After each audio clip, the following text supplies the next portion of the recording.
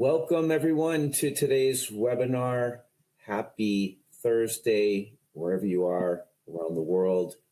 I'm Chris Brown, Associate Publisher for Automotive Fleet. I'll be your moderator for today's webinar. The webinar is Top 5 EV Objections and How to Set Them Straight. I'm going to introduce today's speakers. We do have a slight technical issue with one of the speakers logging in, and we've got Dennis Craig via phone. But you see on camera here is Adam Seifert. He's Director for Fleet Analytics at Inspiration Mobility. Welcome, Adam.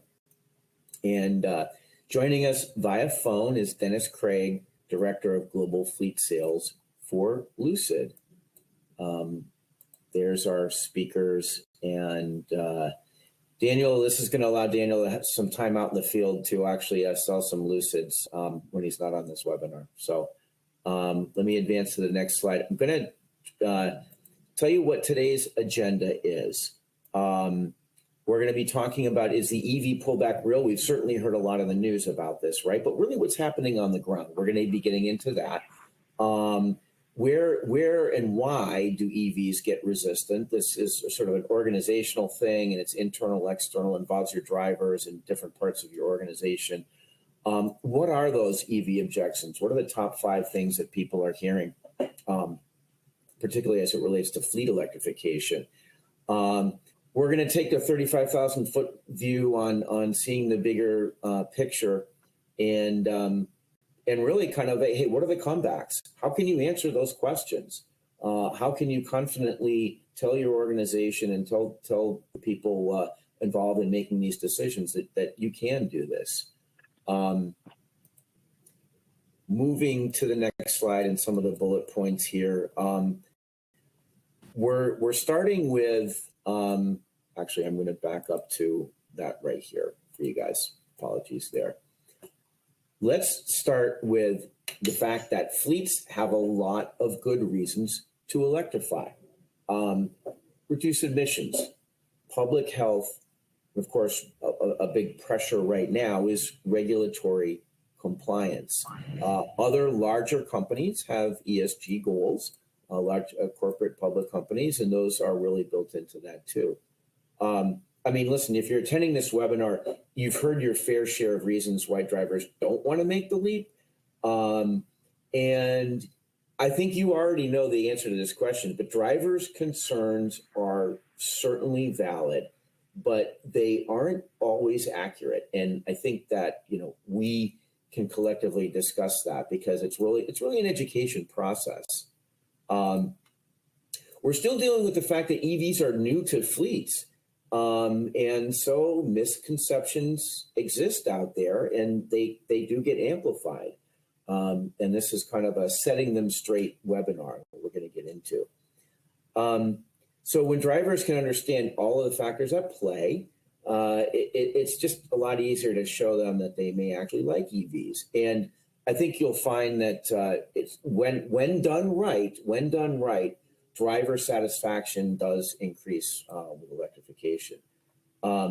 So really, we're going to enable you to overcome the types of objections that you're used to and make it a little bit easier to influence the drivers and really kind of embrace this path we are on to electrification. So I'm just going to go ahead and advance this slide, and I am going to toss it to Adam. Adam, take it away.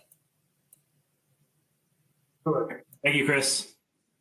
So is the EV pullback real? These are the headlines that we're seeing today, right? So it's impossible to avoid hearing about this pullback in the headlines, whether it's about charging providers ending services, vehicle OEMs delaying their 100% EV goals, or some other broad sweeping statements about how there are stalled EV sales in the US with vehicles collecting dust on dealer lots. And fleet managers and the general public are being told about this pullback, but the numbers really show otherwise. The fact is that quarter over quarter, year over year, more EVs are being sold, and this is going in one direction. The numbers by OEM, by specific model may go down in some months, and they do. And that happens for a number of reasons, and also happens with ICE vehicles. But the market's really going in that one direction. Plug-in electric vehicle sales were, north of 10% in September, which is an increase from the September prior, which is an increase from the September prior. And this is that percentage growth will slow over time as you have a higher number of sales, right? So, doubling twice, getting up to 8% of sales, the doubling that'll happen to get up to 16 and to 32, it just happens a little bit slower. And that's natural that growth slows, but that doesn't mean that we're not growing. So if we go to the next slide, I think the question is more about, it's less about the pullback and more about why EVs are getting resistance. And if you're making the choice between reordering the same vehicle, backing new vehicles, reordering the same ICE vehicle versus stacking new vehicles and rethinking your entire fleet operation, sometimes the decision can get pretty simple. We know that EVs offer a number of benefits, but before we jump into those and maybe some of those objections, and Dennis will take us through a few of those, it's important to talk about why those objections are there in the first place. So first of all, EVs have new economics. So this is due to the higher upfront cost of vehicle acquisition costs, related charging infrastructure buildouts, and navigating variable incentive programs. Some of them are hard to understand or how to apply or qualify for. And then lastly is the number of operational change management requirements. On top of that, some early fleet adopters, we've heard a number of cases where vehicle charging solutions that they had in place or that they hoped to have in place didn't actually line up with the vehicle or the driver's specific use case. Maybe there was some other route variability that they didn't expect, or that they didn't have the proper hardware or software interoperability. Lastly is moving into the space, there's a proliferation of new vendors, new technologies, and also the regulations that Chris mentioned. There's countless ways to mix and match within all of these. So when we have that choice, you can see why getting over the initial hump is the hard part. From my experience, once EVs are implemented, the entire process of fleet management can become easier, but it does require that initial adjustment. And so with that, I could toss it over to Dennis to walk us through the first of these 5 key objections. Yeah, thanks, Adam. And I apologize, everybody, for the technical difficulty here today. Ultimately, when we sit back and talk about electric vehicles and, the adoption into the automotive industry in general, we continue to look at it like Adam, you mentioned that maybe it's a pullback, or, maybe I like to look at it like it's a slower start, as you mentioned. People don't like to change. It's difficult, and especially when you look at it from the organizations that I speak with from an OEM's perspective. I talk to the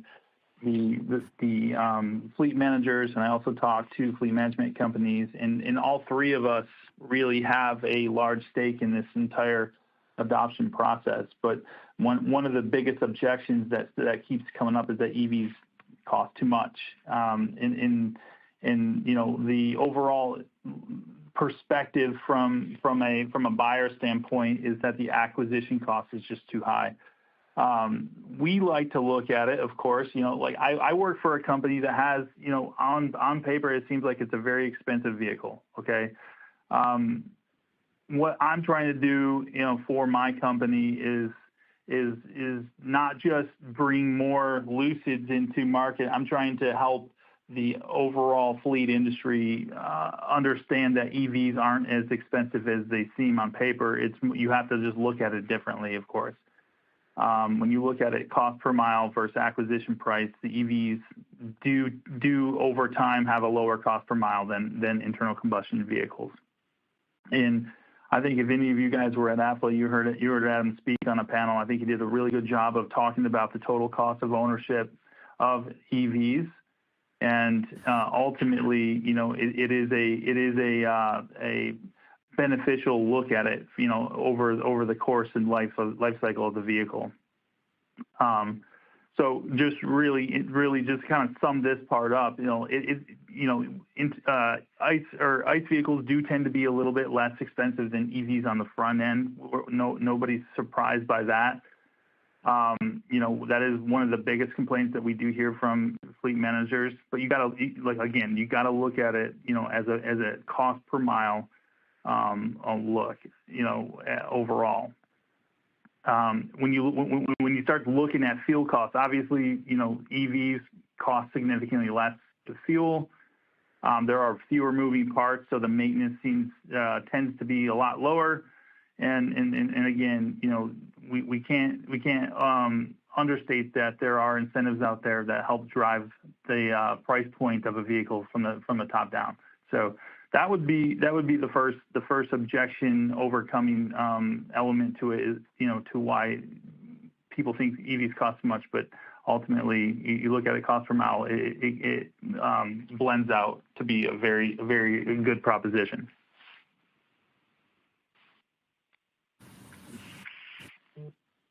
So let's go down to the second objection. EVs are inconvenient.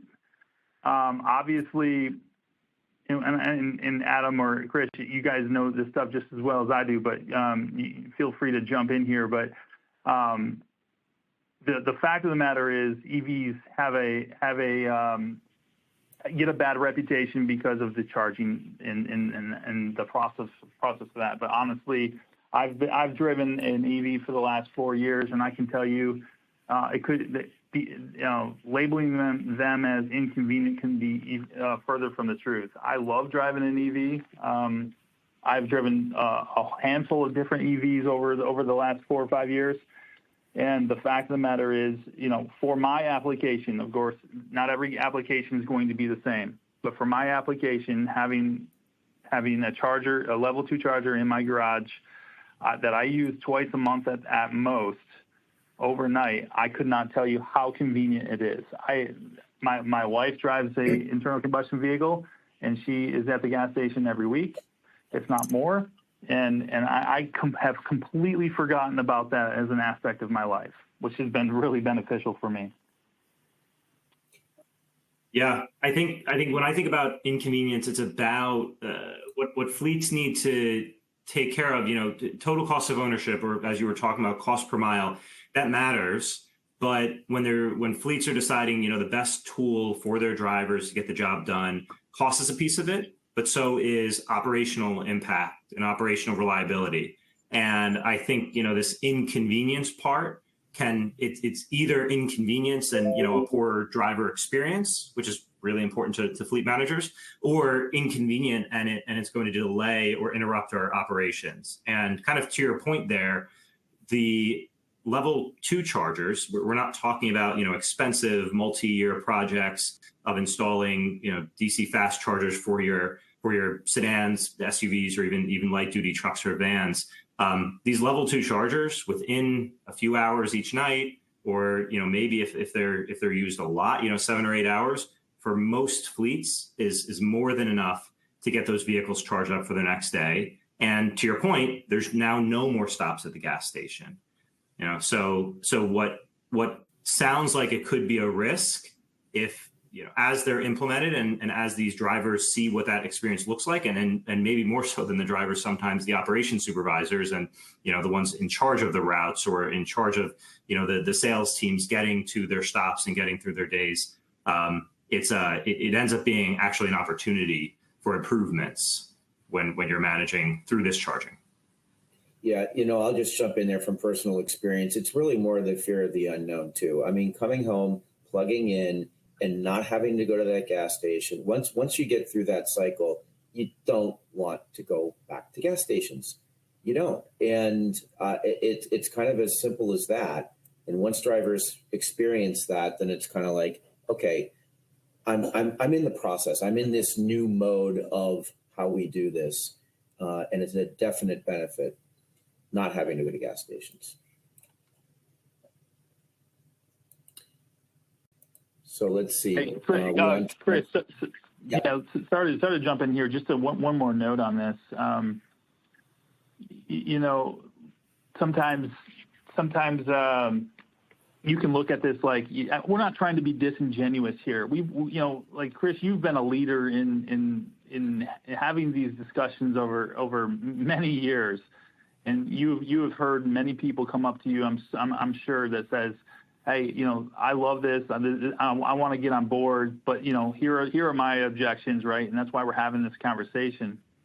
But honestly, like every application is different, so we can't just say that what we're talking about today is going to work for everybody. And of course there's a lot of layers to this, but I am like very strong for this, the fact that we can say that, I think debunking that these are inconvenient is one of the easier objections to overcome as it relates to EVs because of this.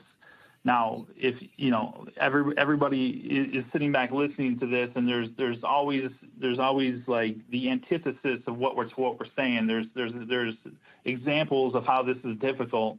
Of course, that's the same. It goes the same way. When you go through some change like we're going through, there's going to be pain points, and we're going to find ways to overcome those pain points over time. But ultimately, I think having an EV is, at the end of the day, for me and what my application is and what my customers are saying in terms of, hey, like, this is completely convenient for me. I never realized how convenient it was for me to run my Lucids for 12 hours, have them charge overnight, and then get back in them in the morning and go and do their job. I just can't stress that enough. But I understand and I appreciate the other side of it too, where sometimes you look at it from the light duty or the commercial side of it, where you have trucks or vans that have to go to a depot, and you got to talk about charging infrastructure and all that. Of course, that's going to come in time, but overall, what we're looking to do today is just to get people to dip their toe in the water on an application that works for the company. And I think ultimately the convenience factor of an EV sells itself once you can feel and enjoy that benefit. So there's that. I just want to add one thing to your point. And again, I'm going to borrow Josh Green from Inspirational Mobility, the founder of Inspirational Mobility's phrase that if done right. And you're right. We are not necessarily, we're evangelists to a certain extent, but we're realists. So you set the stage right in your fleet for the applications that it does work with the initial hand raisers and doing a very specific analysis on where it does work, and then going from there. And the worst thing is when you don't do that and you've got, 3 drivers in 3 situations where one thing goes wrong, everything ends up going wrong, and it just becomes the elephant in the room that, the mileage I travel daily is just way too much for the vehicle or whatever. So if it's set up properly, then yeah, you're going to have that wonderful experience of never having to go back to a gas station. So you're right. I think the only thing that I would add too is kind of what you both, based off of what you said there, is it's the use case, it's setting up, it's kind of doing the work on the front end to making sure this makes sense, whether it's your, specific use case of your drivers, whether it's, maybe your executive fleet. And, so we're kind of segmenting there, but it's also sequencing. And what I mean by that is we're not talking about 100% overnight. Most fleets we're not flipping our vehicles overnight. We have these vehicles for 3, 4, in some cases 7 or more years. And if we're talking about slotting some into the next replacement cycle to start to adopt, to start to learn, to start to test, we're able to avoid for a very long time those edge cases where you run into those troubles. Yep. So I'll flip the slide here, I guess, team, and let's just move on to charging. Who wants to take the first shot at this one? I mean, I can jump in real quick. I think it correlates to the last objection. Charging does take too long if you compare it to filling up a gas tank. in the wild, if you're using level 3 chargers, if you're comparing like your use case, an EV going to a level 3 charger versus filling up, a 30-gallon tank, it takes longer. So my point here would be, relatively speaking, yes, it takes longer. But again, going back to what Adam said is the use case and the sequencing of this and figuring out, like, things are going to continue to change over time. Things are, the charging is going to get faster. But if we go and decide, dip our toe into the application that makes the most sense, where you're charging overnight and you're only, sparsely using level 3 charging in the wild where necessary, then that entire objection gets debunked, because you're not even going to a charger during the day. So again, our product, the Lucid product, has 400 plus miles of range on our base car. All of our sales fleets go out and come back in without charging, and they get charged overnight. Or some of our livery customers will charge after all the rides are taken. So again, it's a relative statement. It's not wrong. It's a reality.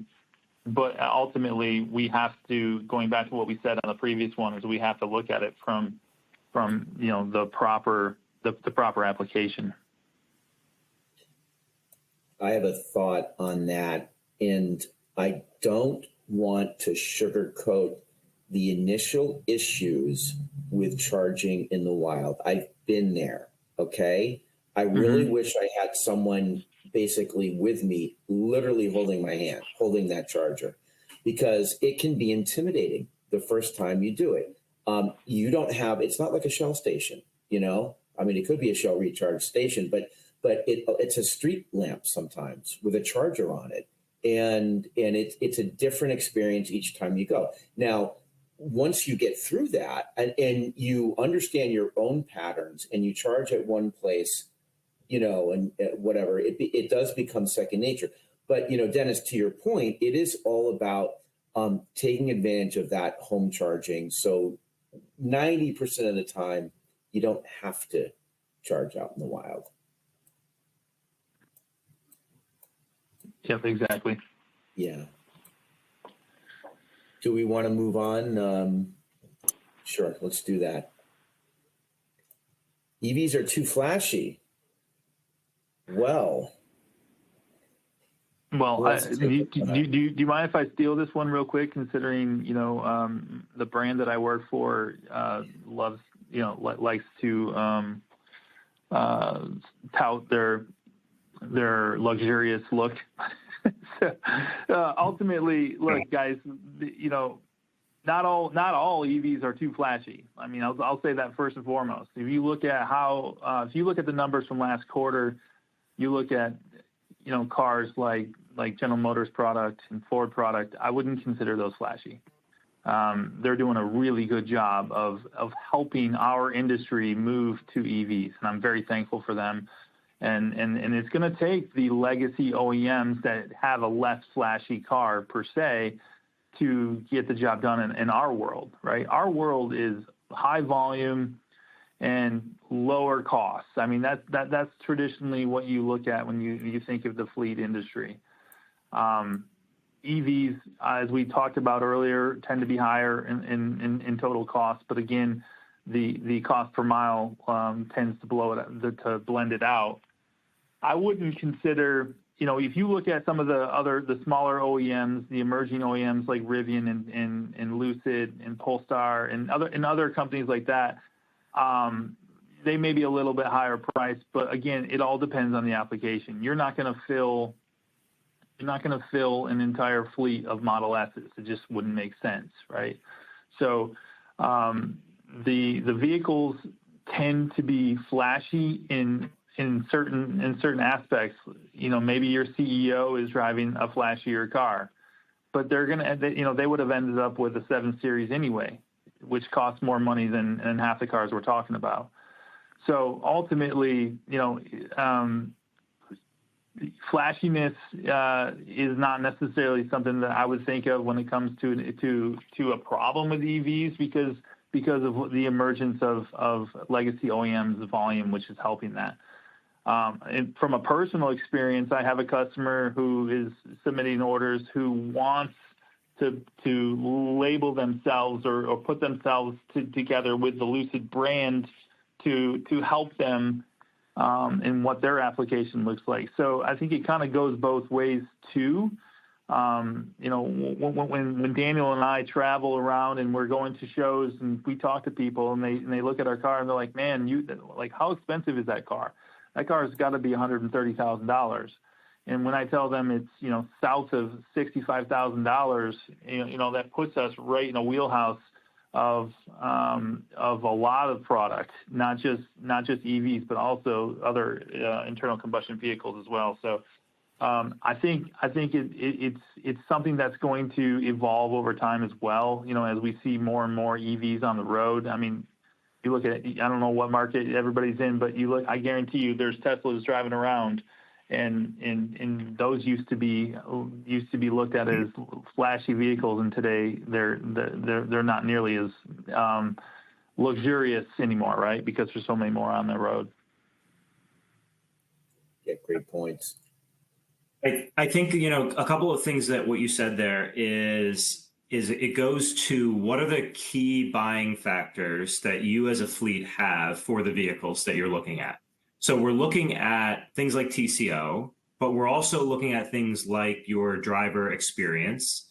And on the TCO side, you made the point about the cost per mile, but even on residual values, luxury vehicles typically outperform more economy style vehicles with residual values. And so if you're looking at that total cost of ownership, that higher upfront cost may not end up being a that much more of a higher depreciation cost over the vehicle's life.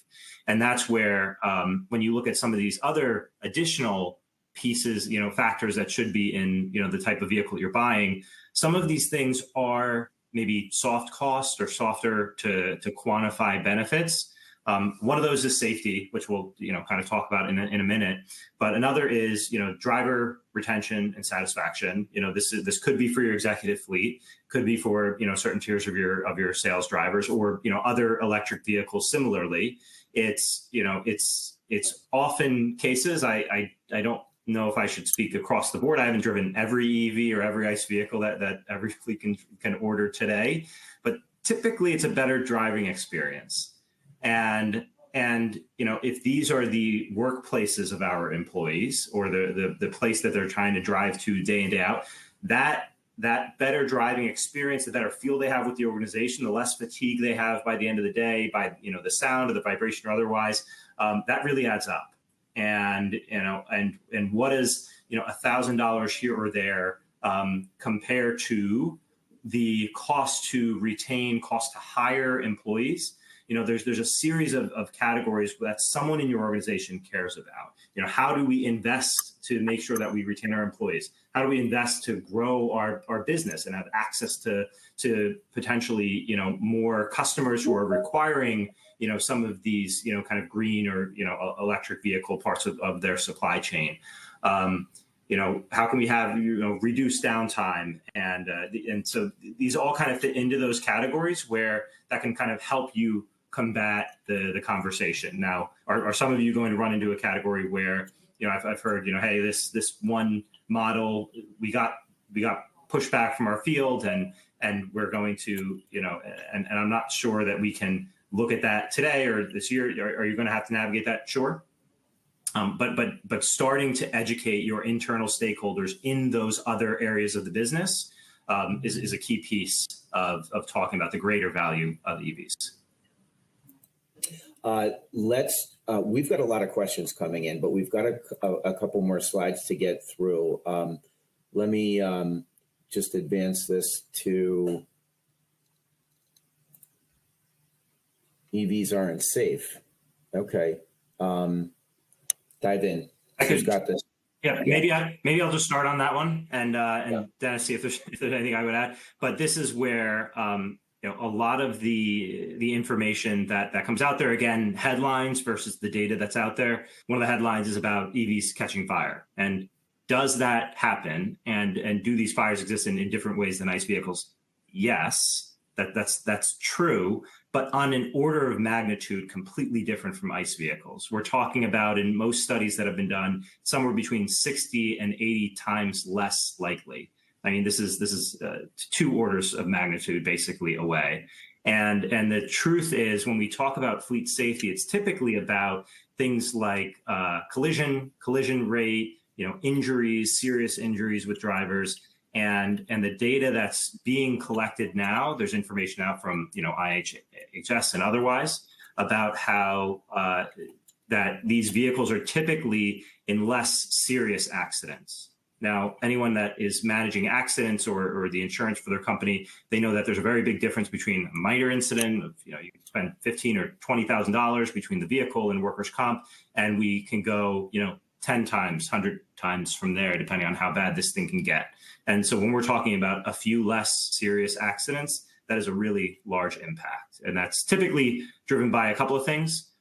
It's by that lower center of gravity, some of the heavier weight of the vehicle, but it's also, the crash tests and overall safety scores for these models is typically compared to the ICE counterparts, they typically perform better. Adam, the only thing I would, I'm sorry. Go ahead. Yeah, the only thing I would add real quick is, there's so much technology in these cars that, especially emerging brands, that you're gonna find yourself looking at IIHS websites and NHTSA websites and seeing some of the safest cars ever tested. And it's not just because, that's just circumstantial. I mean, these cars have so much more technology in them. They're so much more safer. They have more airbags. Ultimately, some of these startup companies are going to make it or break it on their crash ratings. So ultimately, you're going to find these are way safer vehicles in general. That's just my one point I'll say. All it takes is one anecdote that makes the news, and it gets amplified. But you both make some really great points. Let's, I guess I just advanced the slide already, but our corporate fleet electrification in real life. Successful fleet electrification starts with a strategy, right? Absolutely. Dennis, you want to dive in there first? Yeah, I mean, I think everybody on this call will know that, with anything that you do, you're going to need to plan for it, and you need to strategize to make sure it makes sense. You look at the opportunity, you map out how charging is going to work, or how funding is going to work, or whatever element of your business. You put your plan together, and then you measure it. You report out on it. You don't give up on it. You keep doing it, and you keep looking at ways to improve it. And so, what I see when I'm out talking to customers that have already begun the process of implementing EVs into their fleet is, there are pitfalls that you can make, and many of them have made them. Many of you have made them and have learned from them. That's what we do in this industry. Is we're a resilient bunch. We find ways to overcome wasted time, wasted money, wasted resources. Working with OEMs on timing and delays, and and everything else that we deal with outside of just EVs. Again, I mentioned it earlier, is that this is like a triangle of responsibility with the OEMs, the fleet management companies, and the fleets, and working together as one to make sure that we are growing and ultimately hitting the marks that we're trying to do for our goals and our objectives. Yeah, you want to touch on that, Adam? Yeah, I think, a lot of what you said, I kind of wouldn't add to, but I think when we're thinking about the change management for the electric vehicles in the fleet, It's not just picking the right vehicle, giving the vehicle to the driver, seeing what they say, and kind of like iterate based on that. That's important, but it is iterating on your plan for those drivers, for future drivers, and then sharing that information internally. It is a learning process, not just for you, not just for your drivers, but for your organization, for your customers. And so report on your progress, collect that data. It's really about making sure that you're engaging those stakeholders in the beginning. How can you have a plan that will address their needs? But then providing them updates, letting them know, hey, what's working? What was a challenge you solved through? What was a positive experience you had? Some of those softer benefits of EVs, how are we doing on the cost side, but how are we doing on some of those other benefit side, and really upskilling and educating across the whole organization. It is an evolving plan. It is an evolving, job to manage this new fleet. But through some of those proactive, knowledge share internally, you can really get ahead of any other kind of questions or any challenges you might face otherwise. And this helps you ultimately streamline the experience, streamline your operation, and reduce any sort of administrative costs. Here's something I want to throw out there, and apologies for a bit of a wild card because it does relate to corporate fleet electrification. We know that telematics is a perfect tool to understand electrification. We also know that a lot of corporate fleets at this point don't feel that they actually need telematics. In other words, having that data at their fingertips to say that Region C has opportunities for around 20 of our drivers to actually electrify now.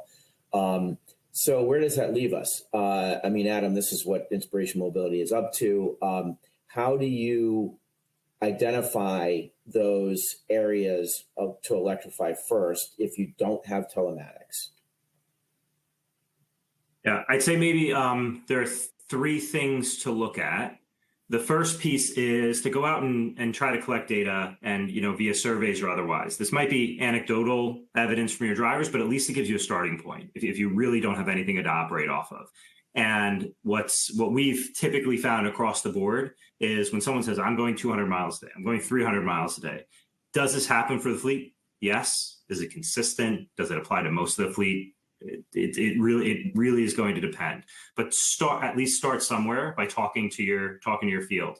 And when you're talking to them and collecting that information, you can often collect some other information too about, if that might impact how you expect to service their charging needs. So for instance, a lot of fleet managers, they're involved in the procurement side, but they're maybe less involved in day-to-day operation side. So they may not know where the vehicles park at night, or how long they're parked at night, or how much personal use these vehicles have.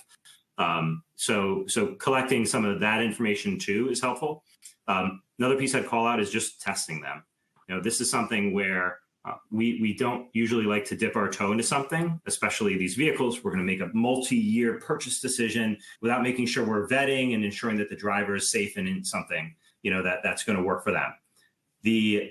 The good news is that this isn't a brand new technology. This is just a different powertrain in the vehicle. It's just that powers the vehicle. So it operates basically the same way otherwise. And so a lot of the risk that you might have in some sort of brand new system, it doesn't really exist there. And so you could engage with your fleet management vendor or OEM partners and try to see how they could support you and what that demo or pilot program could look like. There's a lot of different kind of unique ways that you could test that. And even if you don't have data, there's good information about which of your business units or which of your drivers are going to be best to work with first. And so whether or not you're engaging with them directly, getting some of that pilot information, or you might be familiar with talking to a business unit leader that, hey, my California fleet wants to do this because we have an end customer who wants to see our operations become more sustainable. Or, hey, I have one location where this is an absolute no-go, right? Open up the conversation, engage your drivers, engage those stakeholders, and give it a test drive. Great. Dennis, if you allow us to go to the Q&A, I'd say we dig in. Yeah, let's do that. Yeah, there's quite a lot of questions here. Let me just answer one logistics question. Yes, we're going to have the slides, and this presentation will be available after the fact. A lot of stuff to dig in here, and if we don't get to all of your questions, we'll make sure that after this webinar that we connect with you via email. Let's talk EV resale prices. This was a question that came in, and it is a big question in the market. I think we've seen some stabilization there recently. I mean, there was an Automotive news report yesterday on that. I think it was a lot of like, there was this, massive food moving through the snake that was Tesla's sell-off from Hertz was a big market disruption. But it seems like there's a bit of normalization, and we might have a little bit of a better future on that. And I just want to, I'm teeing this up, right? When we talk residual values too, when we're talking like 8-9 years down the road, will there be any risk in ICE vehicles and residual values there? But I'll, why don't you guys just talk residual values a little bit? Well, let me take it just from an OEM's perspective real quick, or at least my perspective over the last 20-some years of living in the OEM world. When you have change, it doesn't matter if you're changing from internal combustion to EVs, or if you're changing from, it doesn't really matter. Every negative thing that happens during change is going to be magnified. I think you mentioned that earlier, Chris. It's going to make the news.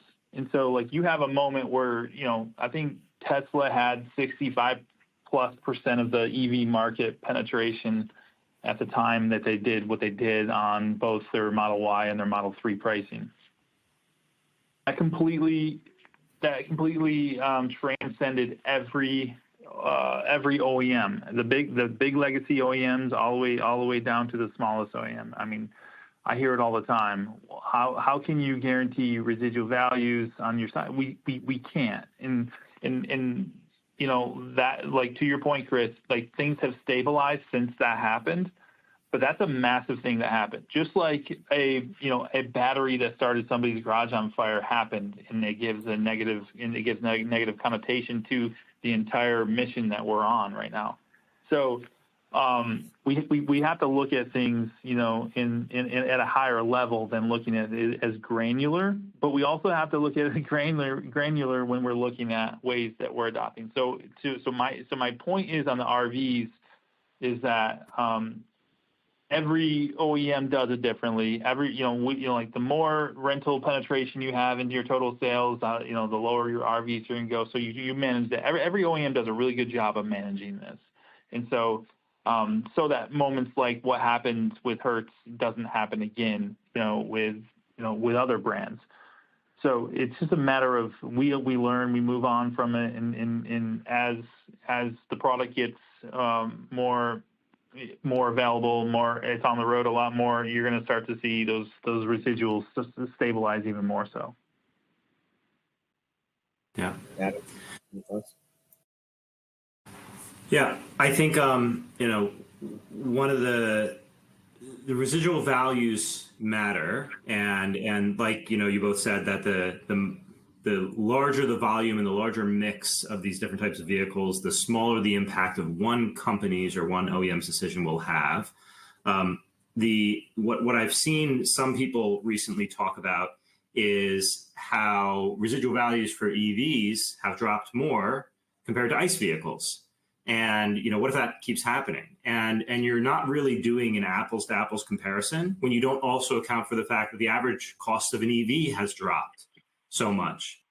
And so that's where, when you're talking about going forward from now, as these residual values have stabilized, and as there will be a growing used EV market and a shrinking used ICE vehicle market, we think the risk, or there's more upside on the EV residual values definitely over time than ICE residual values.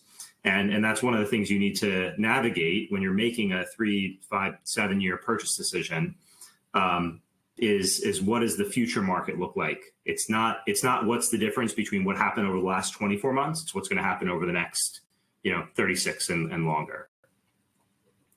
The other piece I guess I'd share, just we haven't talked about today, there's a lot of information out there about the technology. People are concerned about, oh, well, what if these batteries don't last as long? Is that going to impact the resale value of my vehicle? A lot of the data out there shows that the technology is working really well. There is not degradation north of, and anywhere near half of the total life cycle of a battery, even once the vehicle goes 100, 150,000 miles or more. Does it happen in individual cases? Sure. But even those replacement costs of batteries, as batteries have dropped in cost 90% over the last 10 years, that's going to continue. Some of the major battery producers are reducing their costs by 40%. There was an article I was reading yesterday that was talking about how the battery cell production is going from 3 weeks down to 1 week.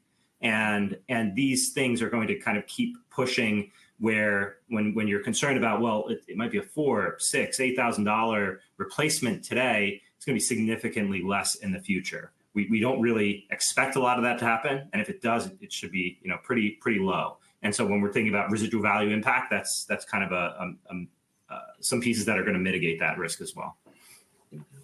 Let's stay on the maintenance side of things. There is a couple of here maintenance, and you did answer the question about battery replacement and efficacy of batteries later in life, and the data has shown that they've really held up. But let's two questions here broadly about maintenance. I mean, yes, EVs may go through tires more than they would. I don't think anyone wants to sit and have an oil change ever again. So there's that. But are there any hidden factors regarding maintenance costs that really need to be calculated? So there's, I think there's a general statement that maintenance is 40% cheaper. But let's dig into that. What's the real numbers there?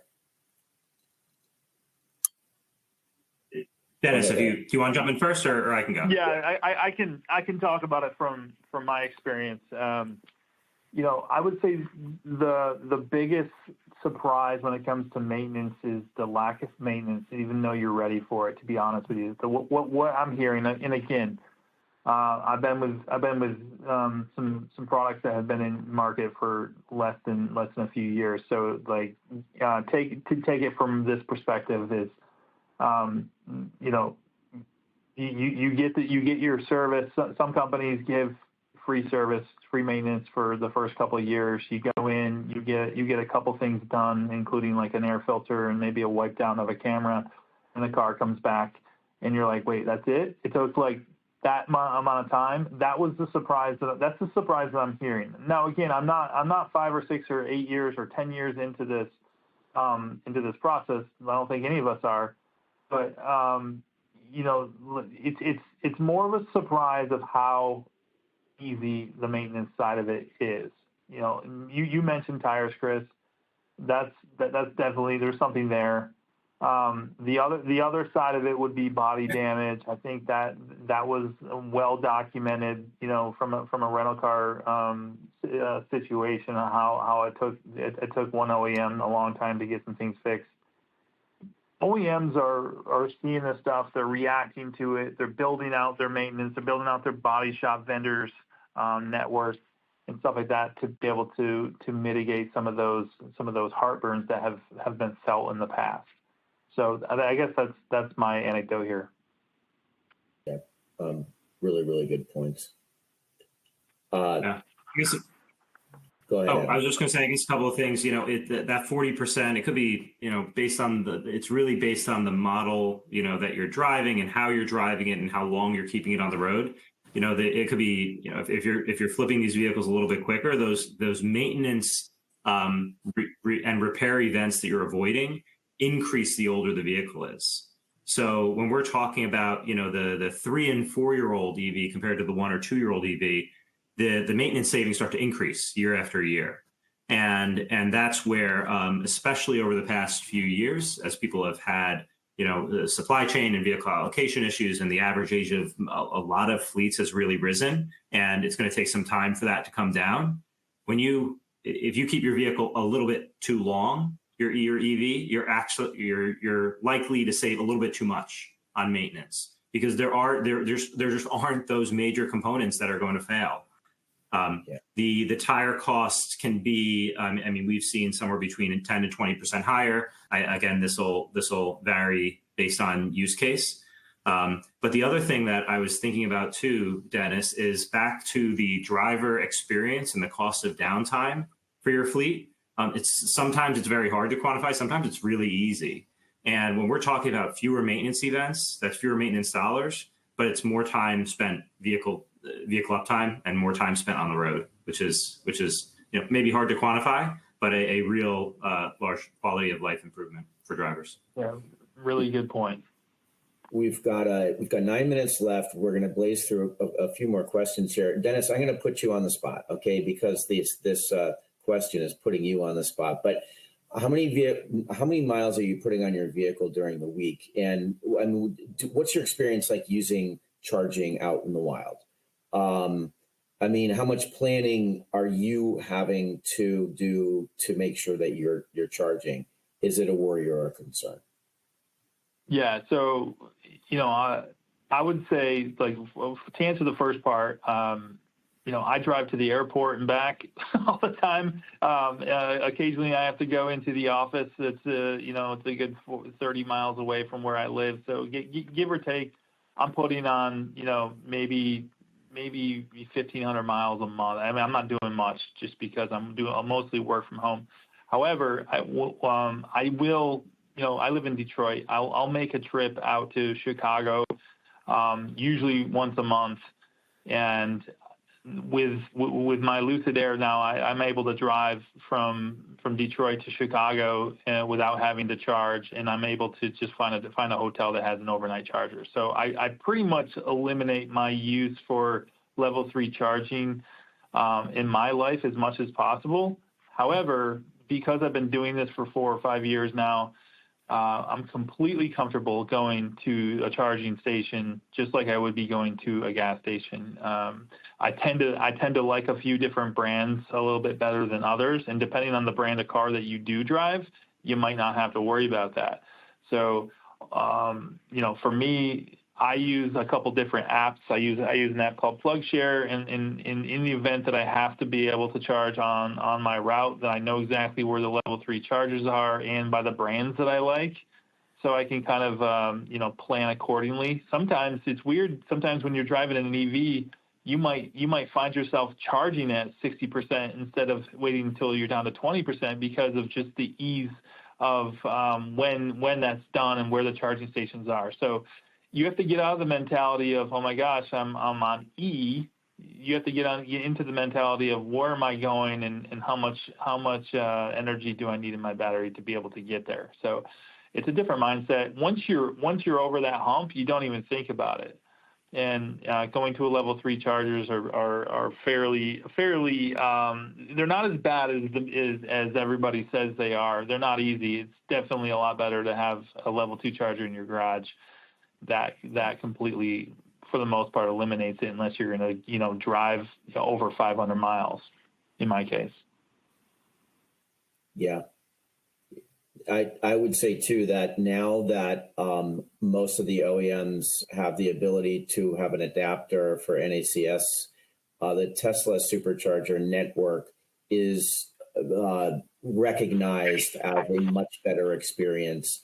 So if that can be grown out even more, I think that's really going to be a positive for charging in the wild. Let me see if I can blaze through at least one more question here.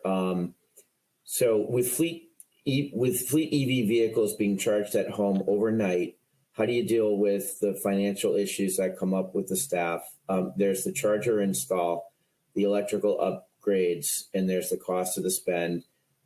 There would be some exposure to liability because you're dealing with someone's house. How is that? There's programs obviously to deal with this and reimbursement and whatnot, but that's probably a good one for Adam. Yeah, I think there's so we're talking about three or four different factors that you're navigating. One is the upfront cost, and so when you're thinking about the total, if you're doing a total cost of ownership of what your install should be, planning for that upfront cost should be part of it, and it can vary. And so there are multiple providers who could do that and can walk you through what the typical costs would be, and you need to create a perspective internally about how you're going to manage that. Some companies, early on who were kind of gung-ho and said, hey, we're going to get this done, we'll front the bill. Doesn't matter if it's $1,800, $2,800 or more. Some other companies said, hey, we want a kind of a threshold because the driver's really getting a benefit of any additional piece there. But there's newer products on the market too, where you can do some of this home charging as a service, where you're able to get those chargers installed for your drivers, and for one monthly price, as opposed to that upfront part, you have the chargers in there. Any maintenance issues is all included within the service that you would get there. So there's a couple of different options for that. One important piece too is that there are always changing programs for incentives. This is at drivers' homes. It's also at depot locations. And for instance, in New Jersey, they last month just gave, there's some utility providers that just provided $1,500 reimbursement to drivers for level 2, and that's going to cover the majority of most level 2 installs. So it's really making sure that if it's sometimes hard to navigate that structure, but working with someone, there are people who can kind of help you, guide you through what those look like. There are some public websites that have a lot of the incentives out there, but it's tough to find and navigate. So you might have to work on like kind of location by location basis if you don't have that support. But the other piece is, you talked about liability. Every company is probably going to have your tax or your legal team is going to have a bit of a different perspective on what liability would look like for your organization versus what can be waived via disclaimer for your driver. Some states, some insurance policies might need to be looked at if you're doing hardwiring and you're not just going with maybe like a slow level 2 portable charger. But it's going to be on a case by case basis. So those are probably 3 or 4 of the main factors to think through. I know Dennis has some thoughts, but let me squeeze this one in, okay? And I've been trying to iterate on this one myself, actually. So replacement strategy, time in fleet, ICE vehicles compared to EVs. Seemingly, do we flatten that depreciation curve out a little bit and hold on to, or go from a 3-year cycle to a 5-year cycle with EVs? I don't know. What do you guys think? And we've got literally like a minute. So that's a hanging question, I suppose. Yeah, Adam, you might want to take that one. Just sure. So I'll maybe group it back into, what are your goals of the fleet program and the vehicles that you're providing? If we're talking about cost, keeping your vehicles a little long, these vehicles that are going to have, more maintenance savings as time goes on, it might be a good strategy to keep the vehicles for a year or two longer. Even from a driver experience perspective, a lot of the depending on the OEM you're working with, the electronic display and the way that these vehicles are updated, some of the live over-the-air updates, a vehicle that's 4 or 5 years old does not feel 4 or 5 years old like it used to. It does not have 5-year-old plastic buttons that were installed when that model change happened, 8 years ago. It has a lot of the display updates that just came in the last software change. So some of those factors could allow you to extend the life cycle. It's something to keep an eye on from cost perspective, though, because as residual values continue to stabilize, there might be an opportunity to cycle a little bit quicker and take advantage of a specific, whatever specifically is happening with the depreciation of residual value market, and to get into a better form fit for your driver, or that matches your project or your customer needs. So it can kind of go either way, but on the TCO side, there's definitely opportunity to extend typically for a lot of these vehicles. Yeah, really good points. And hey, Tesla was offering, I guess, on the Model 3 a head unit like display upgrade for $1,000. a lot of people were saying, hey, my car looks new with that new display. But the over-the-air updates is really, really cool. We are at the top of the hour. Thanks for bearing with us, everyone. If we didn't get your stuff answered, we'll shoot you a note. And thanks to Adam and Dennis, and thank you all for joining us today. Talk soon. Thank you, everyone.